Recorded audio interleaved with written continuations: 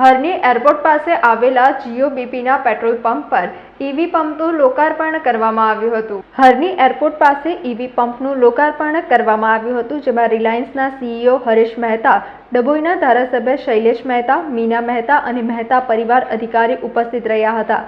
જ્યાં સીઈઓ હરીશ મહેતાનું પુષ્પગુચ્છ શાલ ઉડાડીને સન્માન કરવામાં આવ્યું હતું. ત્યારબાદ ઈવી પંપનું લોકાર્પણ કરવામાં આવ્યું હતું, જેમાં જીઓના પેટ્રોલ પંપ પર 4 વ્હીલર ગાડી હોય કે જે 2 વ્હીલર ગાડી હોય ત્યાં આવીને ચાર્જ કરી શકે. જ્યાં ગાડીના રાહદારીઓને મુશ્કેલી ના પડે એની માટે આ મશીનની સુવિધા કરવામાં આવી છે. સાથે કેન્ટીનની પણ સુવિધા કરવામાં આવી છે. જ્યાં જીઓના પેટ્રોલ પંપના સંચાલક ધ્રુમિલ મહેતાએ જણાવ્યું હતું કે આ મારો પહેલો પ્રયાસ અને આના પછી અમારા પેટ્રોલ પંપ છે એની પર આ સુવિધા કરવામાં આવશે. ક્યાં આજના યુગમાં ઇલેક્ટ્રોનિક ગાડી ખૂબ જ મોટી સંખ્યામાં વધી રહી છે, એની માટે ઈવી પંપ ચાલુ કરવામાં આવ્યો છે. જ્યાં મારા ગ્રાહકોને તકલીફ ના પડે એની માટે એક સારી સુવિધા લઈને આવ્યા છે અને જરૂરી મુલાકાત લો. જે જીઓ બીપીનો અમારો પેટ્રોલ પંપ છે ત્યાં ઈવી ચાર્જિંગ પોઈન્ટની શરૂઆત કરવામાં આવી છે અને એના માટે જીઓ બીપી મોબિલિટીના સીઈઓ હરીશ મહેતા પણ આજે ખાસ બોમ્બેથી અહીંયા આગળ આવ્યા છે અને એમના હાથે આજે આનું ઉદ્ઘાટન કરવામાં આવ્યું છે. હું આપના મારફત વડોદરા શહેરના ખાસ કરીને પૂર્વ વિસ્તારના લોકોને જાણ કરીશ કે આ ઈવી ચાર્જિંગનો અહીંયા પોઈન્ટ છે એનો ઉપયોગ કરે.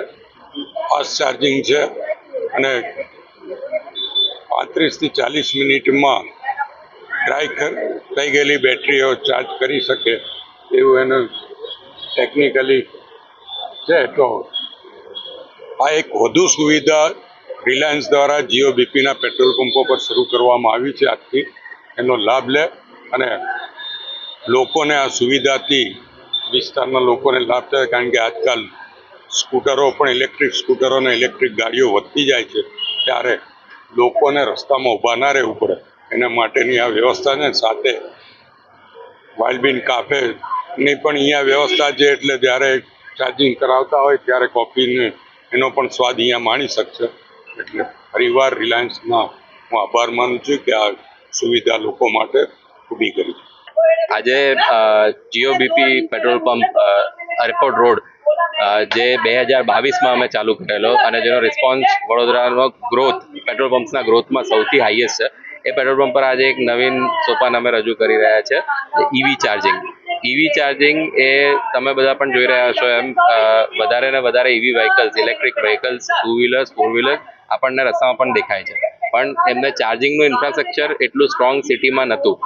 હવે દરેક પેટ્રોલ પંપ, જીઓ બીપીના પેટ્રોલ પંપ પર ઈવી ચાર્જિંગની ફેસિલિટી ઉપલબ્ધ થશે અને શરૂઆત આપણા એરપોર્ટ રોડ પંપથી થઈ રહી છે. હવે એરપોર્ટ રોડ પંપ પર કોઈ પણ આવશે પેટ્રોલ ડીઝલ નહીં, અદ્યતન cafe, EV charging station, oil service અને ઓઇલ ચેન્જ ફ્રીમાં અમે કરી આપીએ છીએ. એ બધું આખું સોલ્યુશન એક સાથે અમે આપી રહ્યા છે, જે કસ્ટમર્સ માટે બહુ સારી સહુલિયતવાળું છે. તેથી આજે ઓપનિંગમાં બોમ્બેથી ખાસ જીઓ બીપી કંપનીના સીઈઓ હરીશ મહેતા સાહેબ પણ પધાર્યા છે અને મારા પિતાશ્રી અને ડભોઈના એમએલએ શ્રી શૈલેષ મહેતા, એ બંનેના હાથે આજે એનું અનાવરણ કરવામાં આવ્યું છે. અને સાથે સાથે વાઇલ્ડબીન કેફેનું પણ ફરીથી એક અનાવરણ કરવામાં આવ્યું છે.